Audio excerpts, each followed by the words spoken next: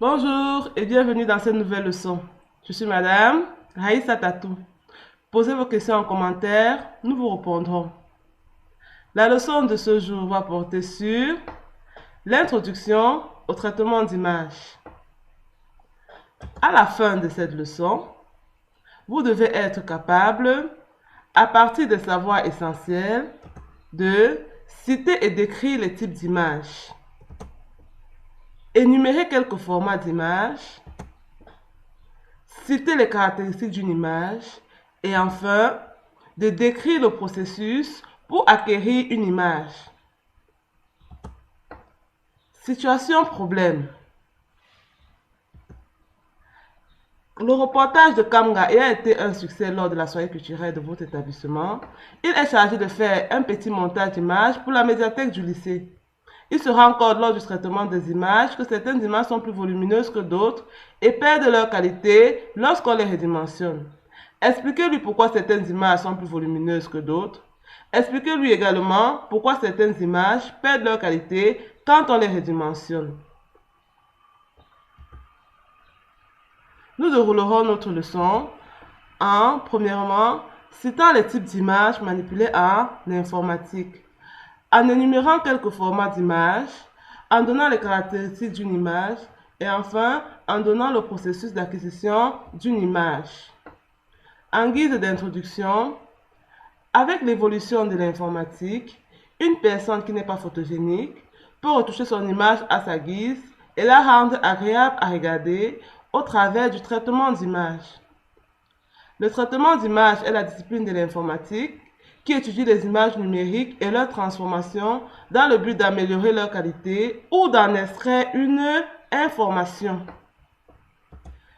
Quelques définitions.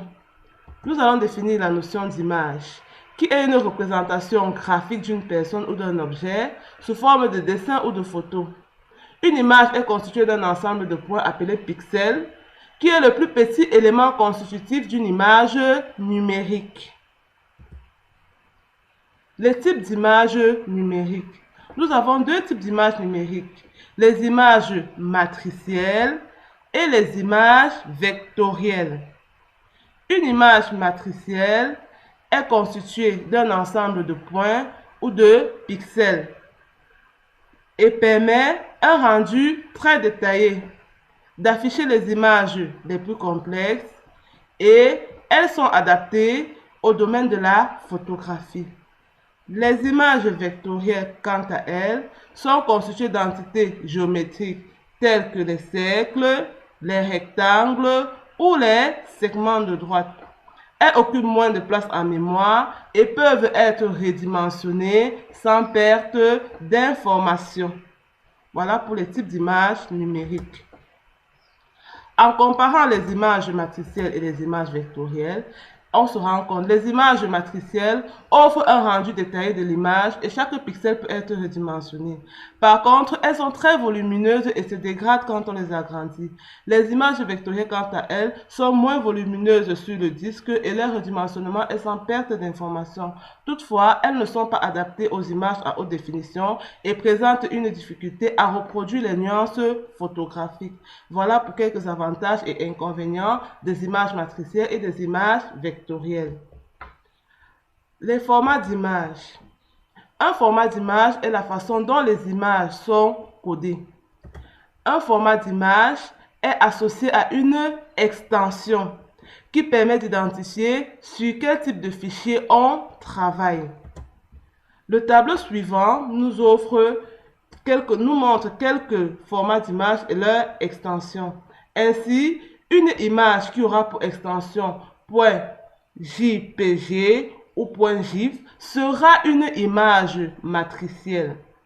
Et une image qui aura pour extension .svg ou .eps sera une image vectorielle. Et les formats associés sont les formats TIFF pour l'extension .TIFF ou le format AL avec pour extension .AL. Une image est caractérisée par sa définition, qui est le nombre de points ou de pixels constituant une image, par sa taille, qui est sa capacité sur un support, donc l'espace qu'elle occupe sur un support. La résolution, qui est le nombre de points ou de pixels par unité de surface. Elle est exprimée en pixels par pouce.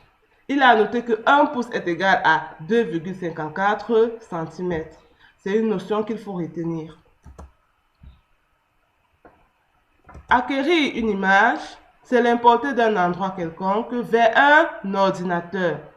Parmi les outils d'acquisition, nous pouvons citer le scanner qui permet de numériser un objet ou une image. Nous avons l'appareil photo numérique qui permet la prise de vue d'objets réels. Nous avons le caméscope qui permet d'enregistrer les images et le son sur un même support.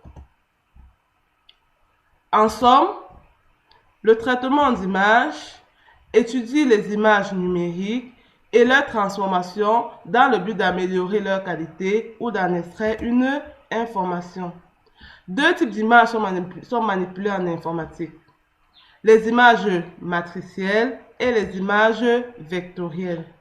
Une image est caractérisée par sa définition, sa taille et sa résolution. Et chaque format d'image est toujours associé à une extension. Exemple, le format GIF aura pour extension .gif et il s'agit d'une image matricielle. Exercice d'application.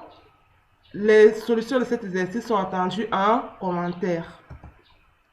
En regardant les photos de la journée culturelle de votre lycée, Zambo se rend compte qu'il n'est photogénique sur aucune photo. Alors, il sollicite votre aide pour l'aider à retoucher ses photos, pour rendre son apparence plus présentable. Avant de vous engager dans cette tâche, vous lui posez quelques questions. Définir un traitement d'image. Citer les types d'images manipulées en informatique et donner la différence entre ces images. Citer deux équipements qui permettent d'acquérir une image. Après avoir retouché les images, vous souhaitez les enregistrer. Citer deux formats d'images vectorielles et leurs extensions liées. Citer deux formats d'images matricielles et leurs extensions liées. Merci pour votre attention et à la prochaine.